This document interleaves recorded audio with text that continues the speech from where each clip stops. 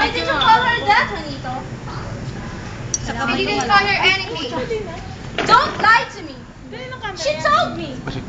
Why call her that? 9 seconds long. Answer me. Because she wouldn't let me alone. But why call her that? Because it's true. Why? Because that's what she is. How do you know? Because I hear the young men talk about her. They always talk about her. You're a liar. I'm not, ate. You're hurting me. Let me go. What? You think you can treat me as if I'm Elena, huh? Let me go. I'll tell about the Chinese. What Chinese are you talking about? Aray.